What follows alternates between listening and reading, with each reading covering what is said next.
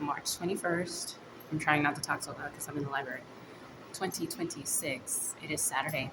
Um, so I guess during this court hearing that I never got an actual court hearing for, I never got a notice to appear. I thought that was funny because there's people that are falsely claiming they're representing me in this supposed court case.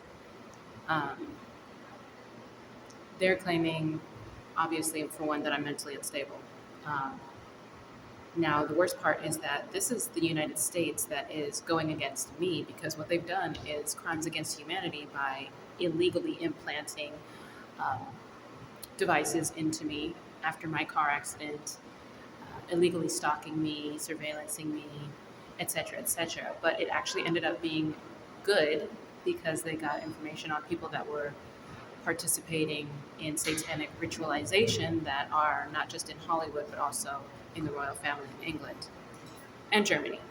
Um, so,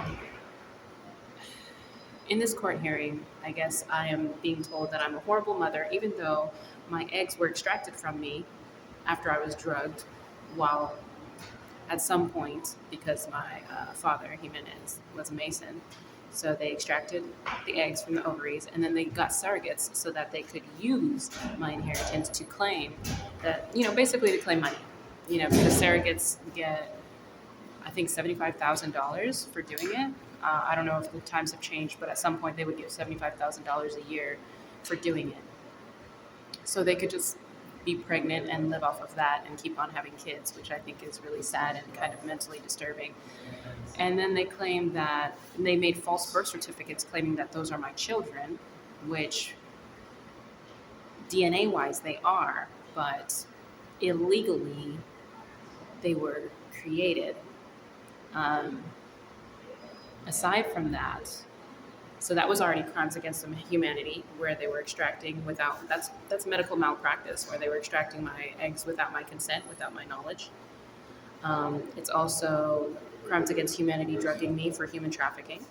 It's also crimes against humanity by committing fraud on such a global level, dealing with royalties that go internationally. Um, I guess they said that I was incompetent, which I think is fascinating because I went for my associates and I got a 3.0 GPA in my associates while I was working full time and going to school full time. Um, also, um, there was educational sabotage throughout the entire time. Even in seventh grade with Manuel Montenegro, we had literally identical history exams, and for some reason he got an A and I got a C, but it was identical. We kind of cheated off each other. So we had the same answers. So it made no sense that he got a different score than me. I never brought it up to teachers. I brought it up to my father, but you never think that the school system would sabotage people like that. But I still succeeded. And then I also went for my bachelor's in physics and then my minor in psychology. So if somebody is mentally not stable, how do they go for a bachelor's in physics and a minor in psychology? And for 15 years, tutor kids on all levels. I tutored Spanish, German, French, English, reading comprehension, critical thinking skills, math, all the way up to differential equations. Math was my specialty, chemistry, general chemistry. Uh, some history, not too much. I stuck with the science, STEM research. So if somebody is mentally unstable, how are they capable of doing that? Not just that, if the Federal Bureau of Investigations wants to lie about my person, all they have to do is give the records from the IRS, what jobs I've worked, how many jobs I've worked, where I worked. And regardless of the commentary that people pose on that, people will see that I've worked construction, I've worked in engineering, I've worked at the Jet Propulsion Lab in Pasadena programming satellites. I have worked as a tutor, of course. All of these jobs are legitimate jobs. So if they're going to ignore that, that is falsifying evidence that actually clears my name. So I talked about the fake birth certificates, the medical malpractice in order to claim that child support. I've also mentioned educational. Let's mention housing. So, law enforcement bribed my landladies, Eileen. She was the first one for 2 years, and then I had Rebecca Borbin, who she was really, really the worst one in my opinion. But I had no idea that both of them were being bribed to allow people to come in and human traffic me. And then when they started, I guess, putting drugs in my system, like uh, ecstasy or something, I had no idea that they were putting drugs in my system, but it would keep me up all night. So then I got a second full time job. Again, you can check this out with the IRS. They have all the records. How many jobs I had when I worked 2 full-time jobs, multiple times I worked 2 full-time jobs. So it's really hard for somebody to claim that I'm a prostitute if I'm working 2 full-time jobs. I barely have 3 hours to take a shower, make food, clean my apartment, and sleep. Let's go to, well, I mean, obviously that basically encompasses and voids the whole concept of not being mentally stable, not being able to handle money, not being able to handle housing responsibilities, employment responsibilities, childcare responsibilities. So, again, if they want to claim this in court, go to the IRS. You can see all of my records. Go to my tax returns. You can see all of the ones that I actually did with my actual signature. Other people were forging my signature. You could tell the difference. Even when I changed writing my name long ways in italic, I changed it, God, years ago to something very different. So you could tell the difference. But they went based on my social security card where I had written all nicely, but I changed that signature. So you can tell the difference between forged signatures and not just forged signatures. You can go to the actual company themselves and see where they documented it. Just because you have a piece of paper doesn't necessarily mean that it's notarized. It doesn't mean that it was actually officially put into the system at all. So all of this can be backtracked. Speaking of backtrack, let's talk about IP addresses. So because of the hacking, which I have reported being hacked multiple times in the last 10 years, since 2019, when I was illegally put on the terrorist screening database as a woman named Maria Robles. Let's go back to that, Kash Patel. And that was due to the Harupa Valley Police Department Deputy Olson, who does drug trafficking with his brother Christopher Olson in IE Screen Printing, Arlington Avenue, Riverside, California. Oh, I remember so much for being a mentally ill patient now, don't I? Aside from that, going on, um, now I lost my train of thought. Uh,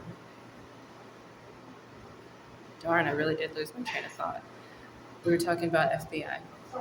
They saw everything that was happening. And they also saw the attempt murder on my life in 2022 after my grandmother Yuta Maria Saila Harrington was murdered, and she was raped.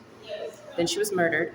She was suffocated while she had an incubation tube in her throat in St. Mary's Hospital. And then that was March 9th, 2022. March 15th, surprisingly, Richard Irwin Harrington was stated the new life peerage of Ministry of Refugees in England. Wow. Still a Judah.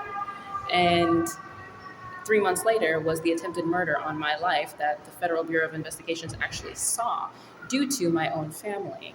Jessica Harrington, Jimenez Harrington, Justin Harrington, and Melissa Calcione, who actually took my ratchet from my construction job and beat me over the head, hoping that that would kill me. But she did call the cops, and she did call an ambulance, so I went to the Arrowhead Medical Facility. If you think I'm lying, get the medical records there. They have it there. If they don't, it should be in the network. Period. You guys have all the proof. Oh, I was talking about IP addresses. I already talked about the hacking. It's really hard for me to do hacking when I'm asleep at night and you can see activity going on, or you can see activity going on in the background of everything I'm doing because I am on a public server. So since I'm on a public server, they cannot use a VPN. Well, they can, but you can see that it's here. I'm not using a VPN, therefore I'm not trying to hide anything because I have nothing to hide. And this can be monitored as well. There's backtracking on that as well. And not all of the people that were hacking me were smart enough to put a VPN. Not just that, I found a couple people that were hacking me. What did they call it? Skid Row in Los Angeles. I actually called a couple of the places because on your device, if you go on a web browser, there's a website where you can ask what is my IP address, and it'll give you your IP address, and then you can take that into Google Maps, I believe, and you can see where your IP address is actually located. Or I think it still says it on that browser. So that's how I actually found out that I was being hacked, and I would get the locations of where I was being hacked by that web browser. If I find it, I will definitely help other targeted individuals use it so that every time you're on your device, you can find out who's hacking you. You can report the business because it tells you the business, it tells you the location and the business. And if it doesn't tell you one, you can easily find the other because it gives you longitude, latitude. So, again, this is all displayed on there. Power of attorney, those are forged as well. Why would I need a power of attorney if I'm completely coherent? In the last 40 years, I've always had a job. I've always been coherent.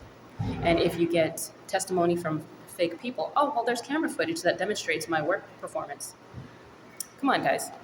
There's so many ways to track and to verify the information that it is disgusting how long it is taking legal ramifications to take place. That's all I'm going to say.